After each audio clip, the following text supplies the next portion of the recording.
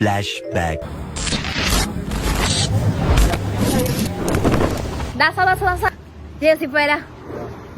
അപ്പൊ നമുക്ക് ബിരിയാണി കഴിക്കാനുള്ള പൂതി വെച്ച് തള്ളി തള്ളി ഞങ്ങൾ അങ്ങനെ ജസ്റ്റ് ചെണ്ട കളയും.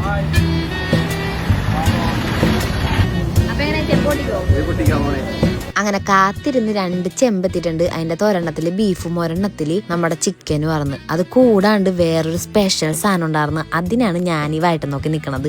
വേറെ ഒന്നുമല്ല, ഇവരുടെ സ്പെഷ്യൽ ആയിട്ടുള്ള ഈ മട്ടൻ ബിരിയാണി. ബായിന്റെ ഓരോ വെട്ടലിലും ഇങ്ങനെ മണ്ണം അങ്ങോട്ട് പറന്ന് മൂക്കിയിട്ട് അടിച്ചോണ്ടിരിക്കണായിരുന്നു. അത്യാവശ്യം നല്ല കനത്തിൽ തന്നെയാണ് ബായി ആ ക്വാണ്ടിറ്റി നിറക്കണത് ആ പ്ലേറ്റില്.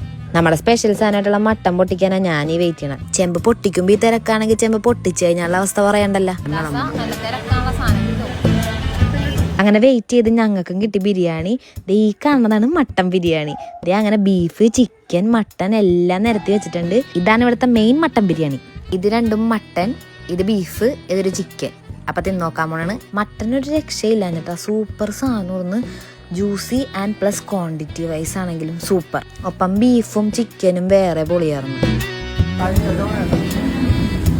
ക്വാണ്ടിറ്റി വൈസ് നോക്കുകയാണെങ്കിൽ അടിപ്പം ക്വാണ്ടിറ്റിയും 2 വലിയ പീസുമാണ് നമുക്ക് കിട്ടിയത്. ഒരാൾക്ക് നല്ല ലാഭിയാണ് ഈ സാധനം. എന്നെ കണ്ടറിയല്ല, അത് തിന്നു കഴിഞ്ഞപ്പോൾ ഞാൻ ഈ പരിപോയി. അത്രക്കൊണ്ടാണ് ആ ക്വാണ്ടിറ്റി. സോ ഗൈസ്, നമുക്ക് ഡൈനിങ് മാത്രമല്ല ഇവിടെ പാഴ്സൽസും അവൈലബിൾ ആണ്. ആൻഡ് ഓൾസോ ഇവർ കാറ്ററിംഗ് സർവീസും കൂടി നടത്തുന്നുണ്ട്. അങ്ങനെ ജസ്റ്റിൻ ചേട്ടനും ഞാനും എന്റെ വയറും ഹാപ്പി.